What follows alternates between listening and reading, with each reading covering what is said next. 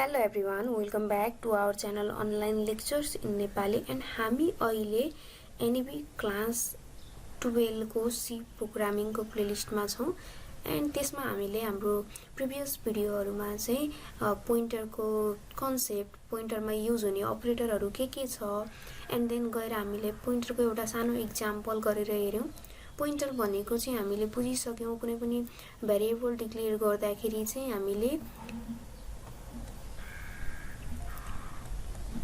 Operator use गरेर चाहिँ त्यो भेरिएबललाई डिक्लेयर गरिन्छ यो भन्न खोजेको अर्थ लेट अस सपोज हामीले q is equal to and a भनेको छौं भने q मा चाहिँ a को एड्रेस चाहिँ स्टोर हुन्छ भन्ने कुरा सबै अलरेडी भनिसकेको छौं जुन कुरा फेरि गएर त्यो भिडियोमा हेर्न पनि सक्नुहुन्छ सो हामी अब यस भिडियोमा चाहिँ डिफरेन्ट अपरेशन्स इन पोइन्टर के हुन्छ त पोइन्टरमा अपरेशन्स भन्ने हेर्छौं pointers operation भन्ने बित्तिकै we need to know that first कि what we can perform in pointer and what we cannot perform in pointer भनेको हामीले पोइन्टरमा कस्तो कस्तो अपरेसन परफर्म गर्न सकिन्छ र कस्तो अपरेसनहरु परफर्म गर्न सकिदैन भन्ने कुरा चाहिँ हामीले फर्स्टमा बुझ्नु पर्यो सो यहाँ हेर्यौ भने हामीले पोइन्टरलाई इन्क्रिमेन्ट डिक्रिमेन्ट गर्न सकिन्छ इन्क्रिमेन्ट डिक्रिमेन्ट भनेको हामीसँग इन्क्रिमेन्ट अपरेटर डिक्रिमेन्ट अपरेटर भनेको हामीले अपरेटर्स इन C भन्नेमा पढिसकेको छौं अब यो इन्क्रिमेन्टले चाहिँ के गर्छ भने कुनै पनि भ्यालुलाई एकचोटीमा 1 ले इन्क्रिमेन्ट गर्छ +1 ले एन्ड डिक्रिमेन्ट गरेको छ भने एकचोटीमा 1 ले डिक्रिमेन्ट गर्छ माइनस माइनस भन्नुको अर्थ एकचोटीमा 1 सबट्र्याक्ट गर्ने भन्न खोजेको and addition of an integer छ subtraction of integer from pointer छ अब यो पनि addition of an integer to the pointer हो and subtraction of pointer from another pointer एउटा पोइन्टरबाट अर्को पोइन्टर सबट्र्याक्ट गर्ने and comparison of two pointer यो सबै कुराको चाहिँ हामी के गरिन्छ एक्जाम्पल पनि हेरिन्छ and we can not perform following operations on pointer भनेको छ भनेको हामीले अब के परफर्म गर्न सकिँदो रहेछ हामीले कुनै पनि पोइन्टरमा इन्टिजर त एड गर्न सक्यौ हाम्रो अब q भनेको के थियो पोइन्टर थियो त्यसमा कुनै पनि इन्टिजर त एड गर्न सक्यौ हामीले बट यो q एउटा पोइन्टर छ p अर्को पोइन्टर छ भने दुईटा पोइन्टरलाई चाहिँ एडिसन गर्न हामी सकिदैन and multiplication of two pointer यसलाई मल्टिप्लाई गर्न पनि मिल्दैन एन्ड डिभिजन पनि गर्न मिलेन p by q or q by p चाहिँ भने पनि हामीले डिभिजन पनि गर्न मिलेन सो फर्स्टमा हामी यस भिडियोमा चाहिँ इन्क्रिमेन्ट एन्ड डिक्रिमेन्टिङ अफ पोइन्टर को बारेमा हेर्छौं अब इन्क्रिमेन्टिङ एन्ड डिक्रिमेन्टिङ अफ पोइन्टरमा के छ भने any pointer variable when incremented points to the next memory location of its type भनेर भनेको छ हामीले अब पोइन्टरको डिफाइन गर्ने बेलामा नै कुनै पनि अब हामी जब पोइन्टर भेरिएबल डिक्लेयर गरिन्छ डेटा टाइप त हामी अब्भियसली लेखिन्छ यो डेटा टाइप चाहिँ यसले यो p छ यो p ले जुन भेरिएबल को चाहिँ मेमोरी लोकेसन स्टोर गर्ने हो लेट अस सपोज यो भन्दा पहिला नै त्यो के भयो डिक्लेयर भइसकेको छ भने p ले चाहिँ के गर्छ a को मेमोरी लोकेसन स्टोर गर्यो भनेको a छ यहाँ हाम्रो के हुन्छ a मा भ्यालु सपोज 10 छ यसको लोकेसन सपोज 1000 छ भने अब यो p जब डिक्लेयर हुन्छ p को आफ्नो लोकेसन छुट्टै हुन्छ जे पनि हुन सक्यो सपोज अहिलेलाई यहाँ भित्र चाहिँ के हुन्छ a को भ्यालु भन्न खोजेको हैन a को जुन मेमोरी लोकेसन छ त्यो लोकेसन चाहिँ यसले स्टोर गर्छ भन्न खोजेको अब एनी पोइन्टर भेरिएबल इन्क्रिमेन्टेड भयो भने चाहिँ के हुन्छ भने अब यो 1000 जुन छ p++ भयो भने 1000 जुन छ त्यो 1000 + 1 हुने हैन फेरि हामीले अलरेडी भनिसकेको छौं हाम्रो चाहिँ अब डिफरेन्ट डाटा टाइप्सहरुको चाहिँ साइज त्यसले अकुपाई गर्ने मेमोरी भनेको चाहिँ डिफरेन्ट हुन्छ त्यसको साइजमा डिपेन्ड गर्छ अब इन्ट भनेको छौं भने हाम्रो इन्टले चाहिँ के गर्छ 4 बाइट्स अकुपाई गर्छ 4 बाइट्स अकुपाई गरेपछि अब के हुने भयो यो a जुन चाहिँ थियो 1000 त्यसले के गर्छ यो त 1000 त यसको के हुन्छ यो बिगिनिङ चाहिँ हुन्छ जुन फर्स्टको चाहिँ एड्रेस हुन्छ। यसले त्यहाँबाट 4 वटा एड्रेस चाहिँ अकुपाई गरेको हुन्छ, 4 बाइट्स अकुपाई गरेको हुन्छ। एन्ड नेक्स्ट जुन छ 1000, 1001, 1002, 1003, 1004 जुन छ त्यो चाहिँ बल्ल के हुन्छ हाम्रो स्टोरेज हुन्छ। हामीले चाहिँ जुन इन्क्रिमेन्ट गरेपछिको चाहिँ भ्यालु हुन्छ।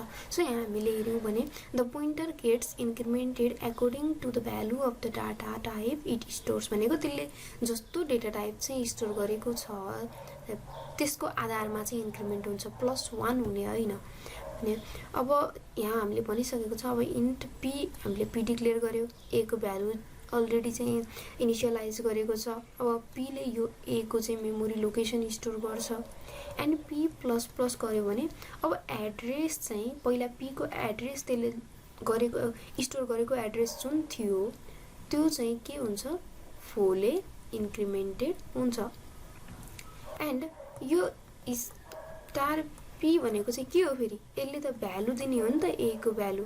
सो त्यो भ्यालु चाहिँ के हुन्छ इन्क्रिमेन्टेड हुन्छ, भ्यालु अफ ए बाई 1। यसले चाहिँ ए को भ्यालुलाई 1 ले डिक्रिमेन्ट गर्छ। अब सिमिलरली यही नेगेटिभ चाहिँ केमा अप्लाई हुन्छ, यसैको नेगेटिभ कुरा चाहिँ हाम्रो डिक्रिमेन्टिङको केसमा अप्लाई हुन्छ भनेको। अब डिक्रिमेन्टको केसमा चाहिँ any pointer variable when decremented points to the previous memory location of its type. अब चाहिँ त्यो भन्दा अगाडिको मेमोरी लोकेसन, किनकि अब त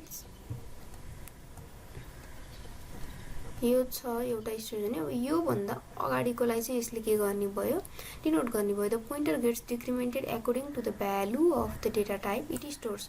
अब यता पनि अब इन्ट नै हो भने यसले पनि 4 वटा लिएको हुन्छ। यसको बेस एड्रेस जुन छ ओपनिङ एड्रेस त्यो 1000 थियो भने अब यसको यो फर्स्टमा पुग्न के हुनु पर्यो 4 ले डिक्रिमेन्ट हुनु पर्यो।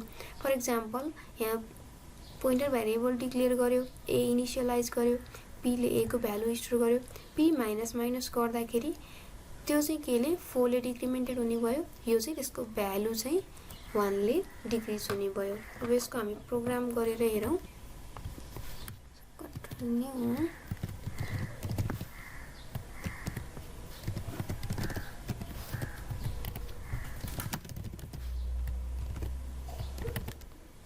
मेन हामी अब फर्स्टमा के गर्नु पर्यो हामीले भेरिएबल डिक्लेरेसनको काम गर्नु पर्यो।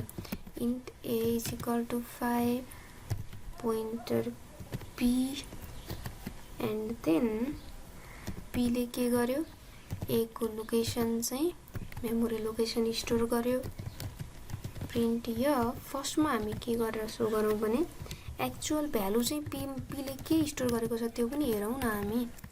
So actual value of P is equal to integer बनिसकेपछि % डी एन्ड हामीले यसमा पी को भ्यालु स्टोर गरौँ। एन्ड अब हामी के गर्दियौँ पी प्लस प्लस। अब अझ हामीले अर्को पनि यहाँ के लेख्न सक्यौँ भने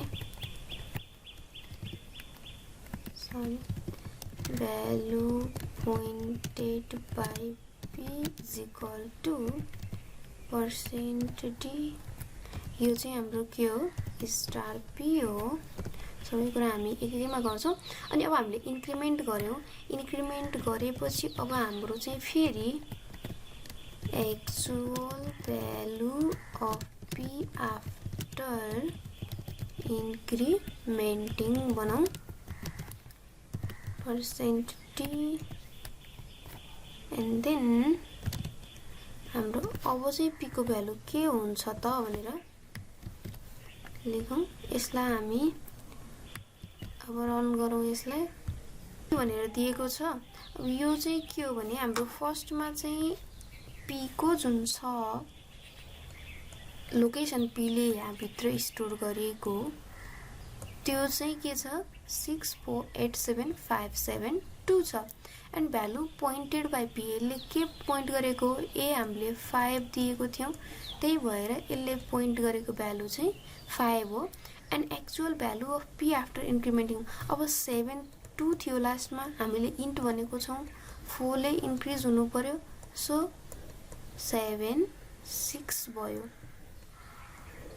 यसरी चाहिँ हाम्रो इन्क्रिमेन्टमा काम हुन्छ।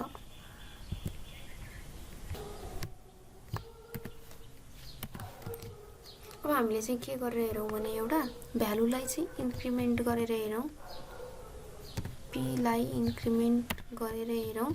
अब यो सपोज यो हाम्रो अहिले एक्चुअल भ्यालु हो, यो जुन त्यसले पोइन्ट गरेको इन्क्रिमेन्ट भएपछि अब यसलाई रन गर्यौँ भने हाम्रो चाहिँ actual value of p after increment. अब यसले चाहिँ के गर्यो भने p को जुन p ले पोइन्ट आउट गरेको भ्यालु थियो 5, त्यसलाई चाहिँ 1 ले इन्क्रिमेन्ट गर्यो।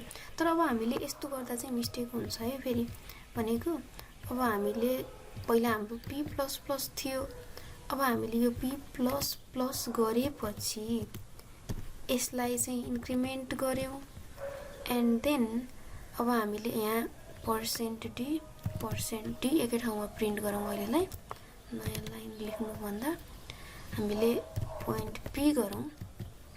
यसलाई रन गर्दाखेरि चाहिँ हाम्रो 6 आउँदैन, अझै यहाँ ग्याप दिउँ, %d/t। अब यो 25342 आयो। यो किन आयो भनेर हामीले भन्ने हो भने हामीले त यहाँ के छ भने फर्स्टमा अब हामीले जस्ट p हाम्रो 5 थियो, अनि हामीले यसलाई चाहिँ हाम्रो त्यति बेला हामीले p++ हटाएको थियौँ, यसलाई मात्र इन्क्रिमेन्ट गर्दाखेरि त हाम्रो 5 इन्क्रिमेन्ट हुन्थ्यो। तर अहिले हाम्रो के हुन्छ भने p++ गर्दा त्यो p ले पोइन्ट गरेको एड्रेस जुन थियो त्यो अर्को कुनै नयाँ एड्रेस भइसक्यो, जुन एड्रेसमा हामीसँग अहिले कुनै भ्यालु नै छैन। त्यही भएर हामीले अब यो p++ गर्दाखेरि चाहिँ हाम्रो कम्पाइलरले हामीलाई चाहिँ कुनै गार्बेज भ्यालु चाहिँ एज अ रिजल्ट प्रोड्युस गर्छ। सो अब यही कुरामा हाम्रो चाहिँ डिक्रिमेन्टमा पनि सेम कुरा चाहिँ अप्लाई हुन्छ। अब हामीले यसैलाई डिक्रिमेन्टमा हेर्यौँ भने एक्चुअल भ्यालु आफ्टर डिक्रिमेन्टिङ, सेभ गरौँ, रन गरौँ। अब यहाँ डी हामीले यहाँ हटाउनु पर्यो। हामीले कुनै पनि अब हामीले भेरिएबल नदिँदाखेरि पनि हामीले यहाँ चाहिँ पर्सेन्ट एक्स्ट्रा लेखेको छौँ भने हामीलाई आउटपुटमा चाहिँ कुनै एउटा गार्बेज भ्यालु चाहिँ रिटर्न गरिरहेको हुन्छ। सो अब के हुनु पर्यो, 4 ले डिक्रिमेन्ट हुनु पर्यो। हामीले डिक्रिमेन्ट गर्दाखेरि इन्टिजर हो, 4 ले डिक्रिमेन्ट हुने भयो। सो 7 2 थियो, 6 8 मा झर्यो। यसरी चाहिँ इन्क्रिमेन्ट एन्ड डिक्रिमेन्टले काम गर्छ। अब नेक्स्टमा हामी एडिसन सब्ट्र्याक्सनको केस हेर्छौँ।